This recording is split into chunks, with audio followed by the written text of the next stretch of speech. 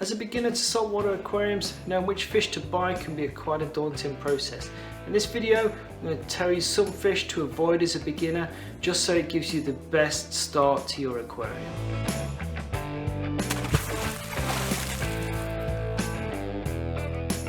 Hi, I'm Richard from the Beginner's Reef, and I'm here to help you succeed with your saltwater aquarium by providing you with great information, tips and resources.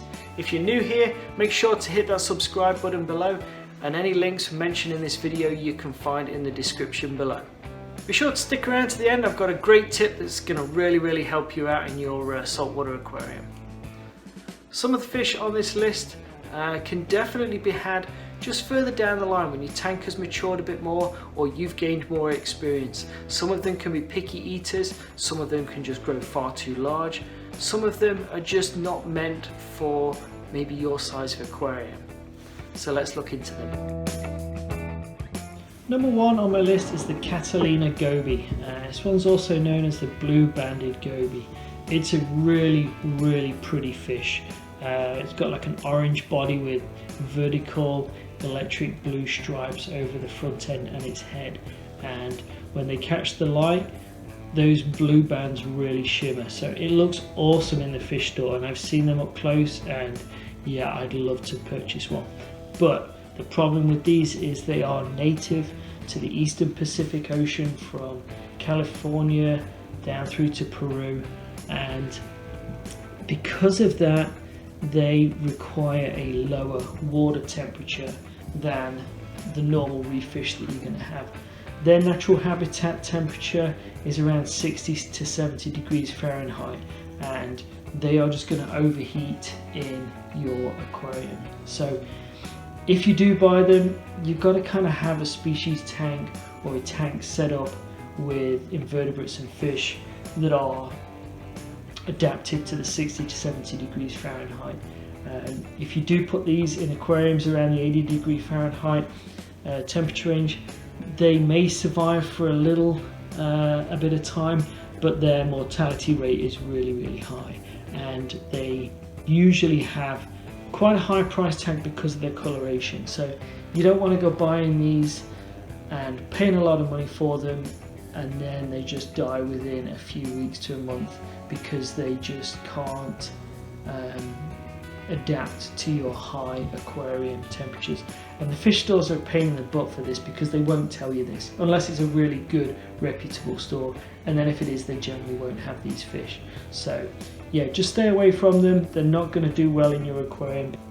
Number two on the list is the Hippo tang. This is also known as the regal tang, a blue surgeon fish, palette surgeon fish, regal blue tang, and they are by far one of the most popular aquarium fish, and they are also one of the worst fish that you can get for a beginner. Two reasons. One is that they grow really big. They can easily grow to 5 to 7 inches in a large aquarium, and since the movie Finding Nemo and Finding Dory, they've just gained in popularity. But the main problem with these fish is they are usually the first fish that will introduce ick to your aquarium. Ick is a really nasty disease that is easily passed to other fish in your aquarium. Sometimes it's known as white spot disease. All of a sudden you'll see your Hippo tang just covered in white spots, and then before you know it, another fish and another fish and another fish, and ick is really tough to eradicate in your aquarium. And it usually comes on because the fish is stressed. It's been stressed from its transport and acclimation from the store to your aquarium. It gets ick, it passes it on to everything else, and before you know it, your entire tank has got ick and most of your fish die. I see it time and time again in the forums. People have got this fish and they're like, what's all these white spots covered in it? Just as much as you may want a Hippo tang, as a beginner, just stay away from it. I've never had one because of this one reason. I don't want it coming into my tank. If I was going to get one, I'd make sure it goes into my quarantine system for at least 2 months, just to make sure that I can get it as healthy as possible and it doesn't stress out and bring ick into my tank. So as much as you may want a hippo tang, they're really not a good fish for a beginner. Number 3 on the list is angelfish. This is a massive family of fish, and they are generally large. They're large fish. They have beautiful coloration, some of the most incredible patterns and vivid coloration combinations you will find in the marine environment. And when you see them in the stores, they can be small, they can be like an inch, and they look fantastic, but they're going to grow large. And most beginners generally have small aquariums. You're going to need aquariums of 200 gallons or more, because these guys can grow well over 10 inches. And a lot of the aquarium stores don't tell you this, because they are generally $50, $60, $70, $100 plus, and they want to make the sale. So just stay away from the large angelfish. They will do okay for a small amount of time, but they're soon going to grow too big for the aquarium. They're going to get stressed. Stress brings on illness, disease, and you're just going to lose it. It's going to die, and then you're going to be mortified that your $200 angelfish is now floating belly up on the top of your tank. So if you want an angelfish, look into the pygmy angelfish. Some of those are really cool, really good for smaller tanks, but again, researching each individual fish, because each one has a minimum tank size that you need to make sure that it doesn't suffer. So large angelfish, stay away from them, because as a beginner I doubt that you're going to have a 200 gallon plus tank. So look into the pygmy angels as another alternative. Number 4 on my list are sharks, in particular the bamboo sharks. These are really cool fish. They look awesome in tanks, but it's a shark. You've got to have a very large aquarium with lots of sand, lots of food for these guys. They do grow large, sometimes several feet in length, and even though you've just bought one that's at 2 inches, give it a while and it will soon be a large fish swimming around your tank. And they do require to be in a fish only aquarium, so they are a specialist fish requiring very large tanks, sandy bottoms, other large fish in there. They just don't make good beginner fish.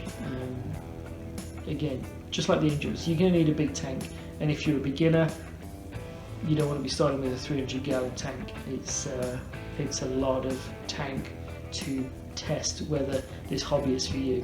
And same with the sharks, you just don't want to be buying $150 shark and then it dies either through starvation or it just gets too big.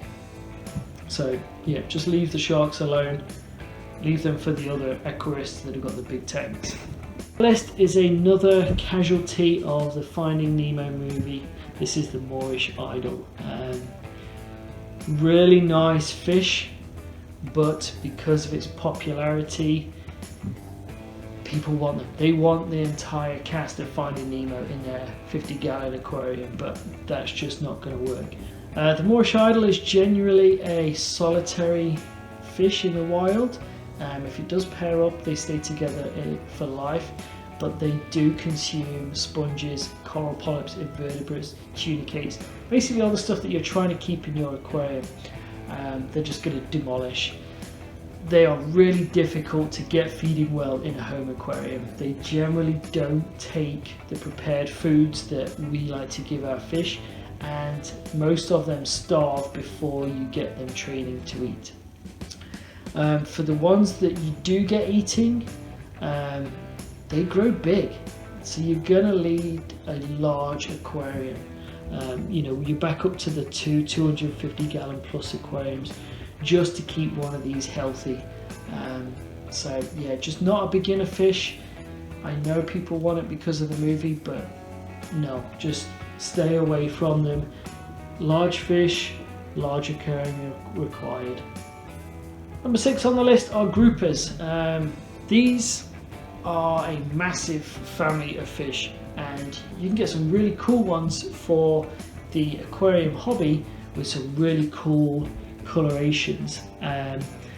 They can start off small, but these things can grow large. I don't know if you've ever seen any of the YouTube videos of groupers that just come up and are just monsters. I know if I was swimming in the ocean and I had a grouper that big swimming around me, I would be nervous. Some of these are giants. Because of that, they can grow large in your aquarium, and they are a very aggressive fish with large mouths. So anything that is small enough will be instantly swallowed whole. So small fish, small invertebrates, anything that it thinks it can get in its mouth, it's gone. So generally the groupers that you find in the aquarium stores will generally only grow to about a foot, but a fish that's even 5-6 inches is generally going to be able to eat most of the fish and invertebrates in your aquarium. So just stay away from the groupers. They are for a large fish only aquarium and not for your new mixed reef aquarium. They're gonna demolish everything. The other problem with some of the groupers is that they have a mucus layer on their skin, and they can release a toxin from this mucus into the water if it feels threatened or stressed. And this toxin can be highly toxic to other fish. So not only can it go and decimate your fish by eating them, it can also kill them by releasing a toxin. So another fish not to have as a beginner. And last on the list is the boxfish. I love these little guys, and I made the mistake many years ago of buying one that was literally the size of my thumbnail. It was tiny and so cute, but 2 days later it was found stuck to the side of one of my powerhead intakes because it was just so small. It couldn't swim against the strong currents that we generally have in our aquariums, and it just gets sucked into overflows and powerheads. They are a fish that come with problems because if they do grow and survive, they can go up to 15 inches in an aquarium. So they can grow large, and the other problem that they get with them is, if they do survive, is that they have a natural food source of tube worms. So if you've got any like feather dusters or anything like that in your tank, it's going to go and demolish them.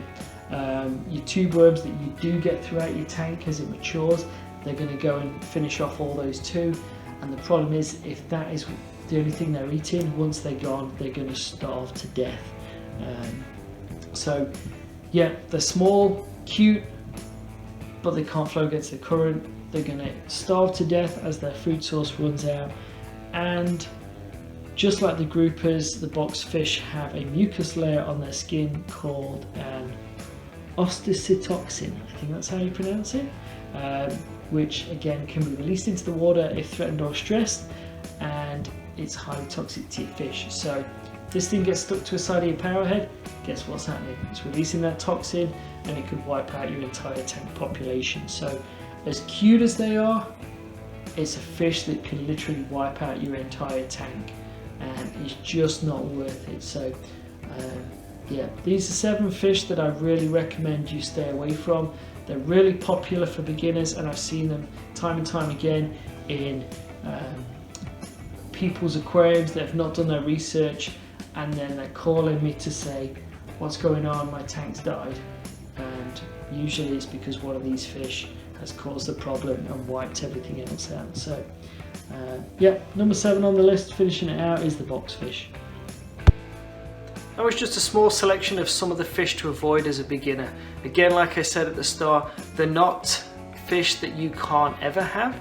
It's just that as a beginner, you want the best start to your aquarium. Just work up to them, gain your experience levels, research every fish before you buy it. The worst thing I see people do is they go into a fish store, they like the look of the fish, they bring it home, and then they're on the forums, I've just bought this fish, how do I care for it? it's not good for the fish, and ultimately they end up with the fish dying. So as aquarists, we want to try and maintain perfect health for our fish. And as mentioned earlier on, your beginner tip is if there's a fish that you really must have, just like a Mandarin Dragonet, they're always high on people's lists. Just put that fish into your want list and work up to getting that fish. Figure out what habitat that fish needs, what kind of tank it needs. Does it need a sandy substrate? Does it need a huge copepod population? Once you have the information, then you can work up towards providing the perfect environment for that fish. Just because you can't have it now doesn't mean you can't have it in the future, but just learn about the fish and then tailor your tank to suit that fish, so that in maybe 6 months to a year's time you've got the perfect environment, so that once you've got that fish, you've taken it out of quarantine. Yeah, I'm a big fan of quarantine, if you haven't figured out already. You can put it straight into your tank and it's going to thrive. If you found today's video helpful, make sure you hit that subscribe button. Be sure to check out our other videos that we have here on YouTube. Also, go check out thebeginnersreef.com. It's full of awesome articles that's going to really help you out.